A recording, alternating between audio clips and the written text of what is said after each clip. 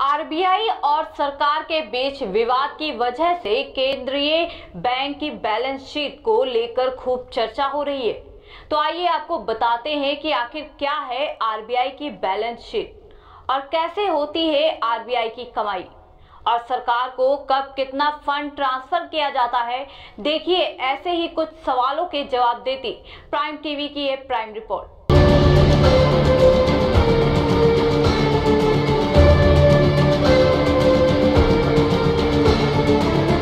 अक्सर आप सोचते होंगे कि आरबीआई जो कि सरकार को फंड मुहैया कराती है और भी बैंक्स को लोन देती है, आखिर उसकी इस आमदनी का जरिया क्या है?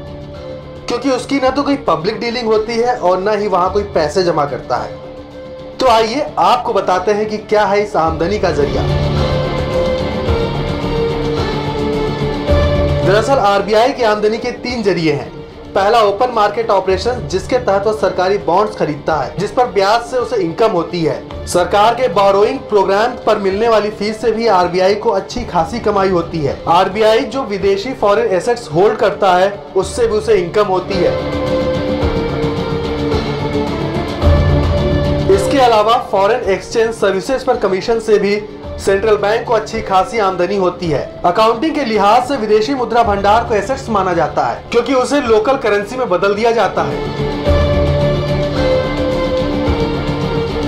असल में आरबीआई के लिए लायबिलिटी होती है क्योंकि इसका बड़ा हिस्सा विदेशी निवेशक कभी भी निकाल सकते हैं। भारत के पास इस वक्त 393 अरब डॉलर का विदेशी मुद्रा भंडार है। गौरतलब है कि पिछले 2 साल से इसी विदेशी मुद्रा भंडार को लेकर सरकार और आरबीआई के बीच टकराव लगातार बना हुआ है। और आरबीआई को कितना रिजर्व अपने पास रखना चाहिए और कितना सरकार को ट्रांसफर करना चाहिए, इस बात को लेकर दोनों में विवाद भी चल रहा है। और इस वक्त अर्थव्यवस्था की सुस्त रफ्तार और टैक्स से कम इनकम के चलते सरकारी खजाने की हालत भी खराब है। इसलिए सरकार रिजर्व बैंक से अधिक डिविडेंड की मांग कर रही है।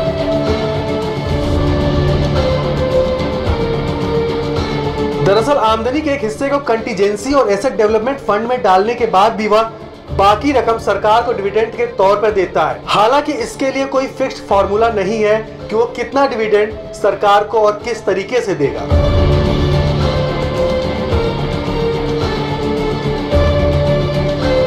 रिजर्व बैंक के पास इस वक्त तकरीबन 2.5 लाख करोड़ की कंटीजेंसी और एसेट डेवलपमेंट फंड है और आरबीआई ने पिछले 1 साल में 50,000 करोड़ का डिविडेंड सरकार को दिया है, जो कि इस साल के रिजर्व के 20% के बराबर है। Copy desk, prime TV.